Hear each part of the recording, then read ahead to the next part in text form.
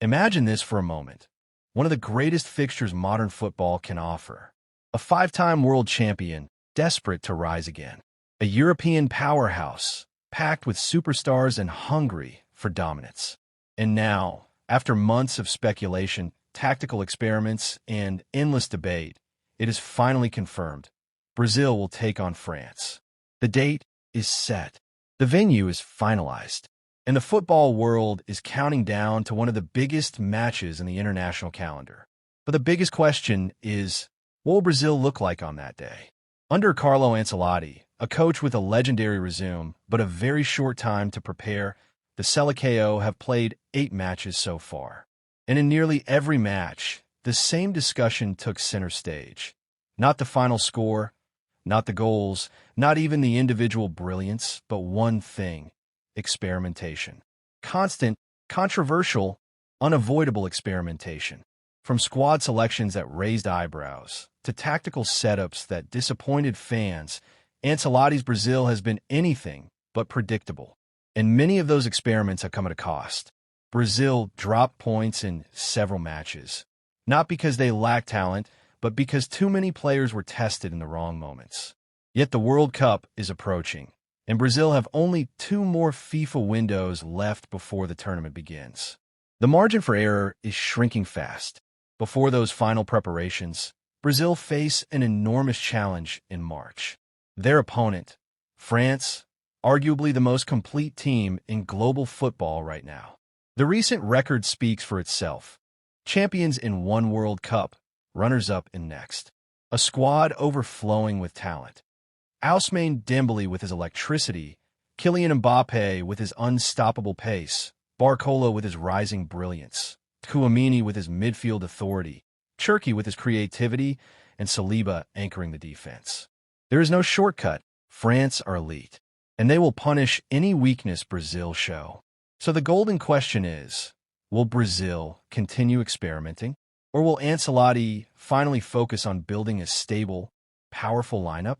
Let's begin with the defense. Despite having multiple center-back options, Ancelotti has repeatedly chosen Fabrizio Bruno. And unfortunately, that decision has already hurt Brazil. After mistakes against Japan and an underwhelming performance against Tunisia, Bruno has not proven himself reliable. To make matters worse, Éder Militão's injury left Brazil exposed, and the team struggled without a commanding presence in the back line. For the France match, Ancelotti has a clear opportunity to strengthen the defense. Beraldo, Victor Reis, or Bremer are all strong candidates to replace Bruno. Each brings physicality, intelligence, and confidence on the ball. Even Murillo could be considered a solid option.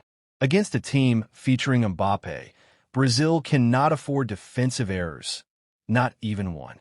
Shift to midfield, and the problem becomes even more serious. Brazil often lost control of the game, especially when Ancelotti moved back to a 4-2-3-1 formation after starting with a 3-man midfield. Those tactical changes cost Brazil the rhythm they needed, and without control, the back line was repeatedly exposed. And let's be honest, France's midfield is a different beast altogether. Tchouaméni, Cherki, and their dynamic supporting cast can dominate the center of the pitch. If Brazil cannot establish control early, players like Mbappe and Dembele will run riot. That's why the Bruno Guimarães Casemiro combination needs stronger alternatives. Thankfully, Brazil have options. Neymar and Coutinho remain part of the conversation.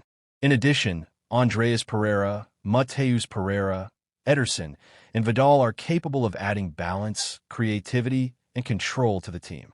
These players can slow the tempo when needed, distribute effectively, and keep Brazil organized. In attack, the outlook is more positive. Raphinha's return adds speed and sharpness to the right wing. Vinicius Jr brings star power and one-on-one brilliance. Young Estevao is rising fast and offers unpredictability. But striker? Oh yes, the striker issue is once again the hot topic among fans. Brazilian supporters are losing patience with Richarlison. They want something new, something more productive. Names like Leonardo, Igor, and Thiago are being pushed forward by fans. Others want Roque and KO Jorge to be given more time and trust. And then there is the wild but exciting suggestion that many fans keep repeating: Neymar is a false nine. With his vision, movement, and finishing ability, he could be the missing link in Brazil's attack. The reality is clear. Ancelotti has many ways to strengthen this team. But fans do not want another experimental lineup right before the World Cup. They do not want unusual selections that drain confidence and cost Brazil matches, especially not against France. One mistake, one tactical error, and Brazil could suffer a defeat or even a heavy loss. And that is exactly what supporters fear. March 28th is locked in, the date when two giants will collide. The match that could define how ready Brazil truly are for the World Cup. For Ancelotti, this is more than a friendly match. This is a test of strategy, selection, and courage. Will he field his strongest lineup? Will he trust experience or gamble with youth? Will he prioritize stability or keep chasing experiments?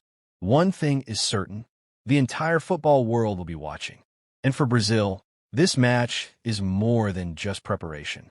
It is the moment to prove that the Seleção still belong among the global elite.